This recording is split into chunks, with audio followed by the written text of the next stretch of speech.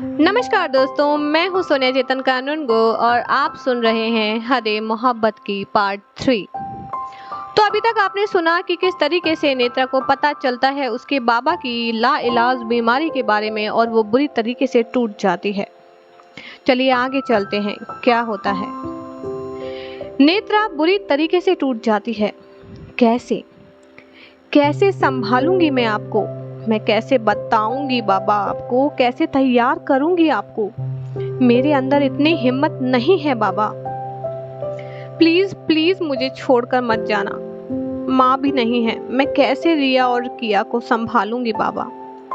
नेत्रा को ऐसा रोता हुआ देख कर के अंकुश का दिल जल रहा था। मन कर रहा था अभी उसे अपने सीने से लगा ले। लगातार 5 सालों से नेत्रा उसके ऑफिस में काम कर रही थी। सबसे अलग, सबसे खास वो नेत्रा के लिए बहुत कुछ महसूस करता था। उसकी रेस्पेक्ट करता था। कभी किसी और लड़की की तरफ उसने पलट कर देखा तक नहीं। नेत्रा ने उसे कभी रिझाने की कोशिश नहीं की, कभी उसे पलट कर जवाब नहीं दिया। अंकुश ने उसे न जाने कितने प्रोजेक्ट्स के लिए बुरी तरीके से डांटा, लेकिन उसने कभी पलट कर कुछ नहीं कहा। बहुत ही शिद्दत से अपना काम करती थी। आज नेत्रा को इस हालत में देखकर अंकुश को बहुत बुरा लग रहा था। शायद कुछ और भी नेत्रा के लिए उसके दिल में महसूस होने लगा था। इससे पहले उसने शायद ऐसा कभी महसूस नहीं किया था, लेकिन बॉस होने के नाते उसके पास वो जा नहीं सकता था। नहीं नेत्रा, तुम कमजोर नहीं हो सकती। अगर तुम कमजोर हो गई तो रिया और किया को कौन संभालेगा। नहीं, मैं हिम्मत नहीं हार सकती। मुझे मेरे बाबा को बताना होगा। उसने तुरंत अपने आप को खड़ा किया, अपने आंखों से आंसू पोंछे और कहा, मैं हिम्मत नहीं हारूंगी। मैं अपने पापा को कुछ नहीं होने दूंगी। मेरे पापा को कुछ नहीं हो सकता। उसने अपनी आंखों से आंसू पोंछे और बाबा के केबिन की तरफ बढ़ गई। जब वो केबिन का दरवाजा खोल रही थी तो उसके हाथ कांप रहे थे कि कभी उसने सोचा नहीं था कि इस मोड़ पर आकर जिंदगी उसे खड़ा कर देगी। कि तभी दूसरी तरफ से अंकुश आया, जिसने ऐसा महसूस करवाया कि वो अभी जस्ट आया ही है और उसने कुछ नहीं देखा, कुछ नहीं सुना। आंखों में आंसू तो नहीं थे, लेकिन चेहरे की हालत बता रही थी कि नेत्रा का हाल क्या था। उसकी निगाहों से निगाहें मिलाते वक्त अंकुश का दिल जोरों से धड़क रहा था और नेत्रा की मासूमियत उसके दिल में बुरी तरीके से असर कर रही थी। मन तो कर रहा था अभी अपनी बाहों में उसे समेट ले, उसके सारे आंसुओं को अपने पलकों पर सजा ले, पर उसे अभी ये इजाजत नहीं थी। सर, आप यहाँ? कोई काम था? मिस नेत्रा, तुम्हारे बाबा की तबीयत ठीक नहीं है तो मैंने सोचा एक बार देख कर आ जाता हूँ। तुम हमारी कंपनी के एम्प्लॉय हो, इतना तो मैं कर ही सकता हूँ। जी सर, आपने मेरे बाबा का खर्चा उठाया, उसके लिए थैंक यू सो मच। मैं आपका सारा पैसा चुका दूंगी, आप उसकी चिंता मत कीजिएगा।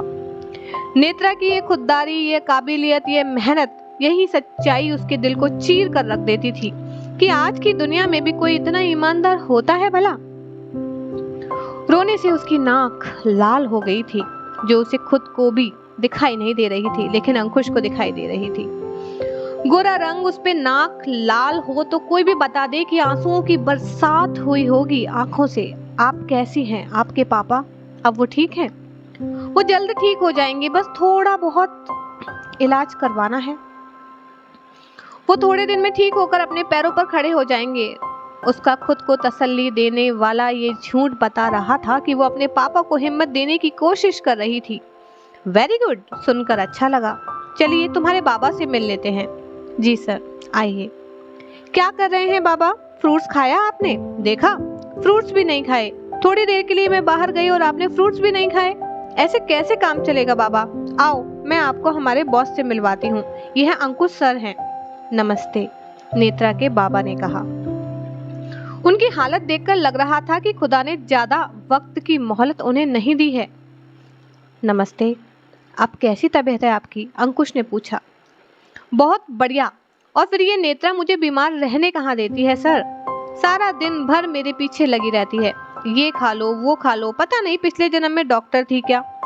अपने बाबा की बातें सुनकर नेत्रा के होंठ कांप रहे थे। आंसू इजाजत मांग रहे थे बाहर आने के लिए, लेकिन आ नहीं पा रहे थे। और नेत्रा की ऐसी हालत देखकर अंकुश का दिल जोरों से धड़क रहा था।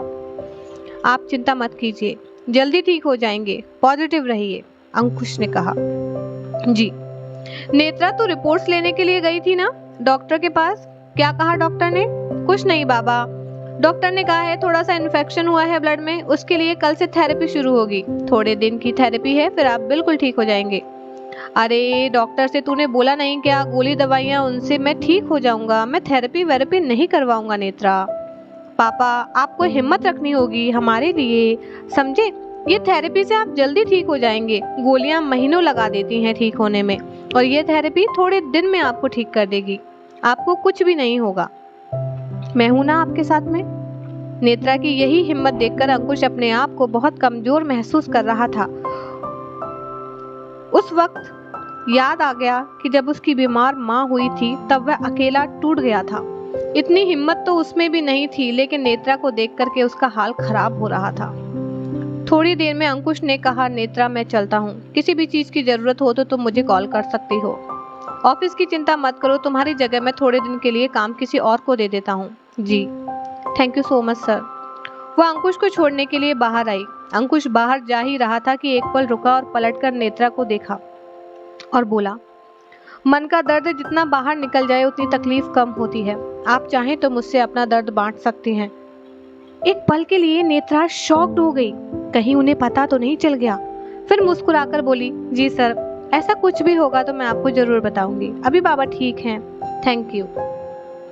ये अजनबीपन अंकुश को अच्छा नहीं लगा। मायूस होकर वो नेत्रा के दिल की बात लिए बिना ही वहां से चला गया। क्या नेत्रा सच में अंकुश को अपने दिल की बातें बता पाएगी? वो दर्द जो वो महसूस कर रही थी अपने पिता के लिए, क्या वो उससे शेयर कर पाएगी? देखते हैं अगले एपिसोड में।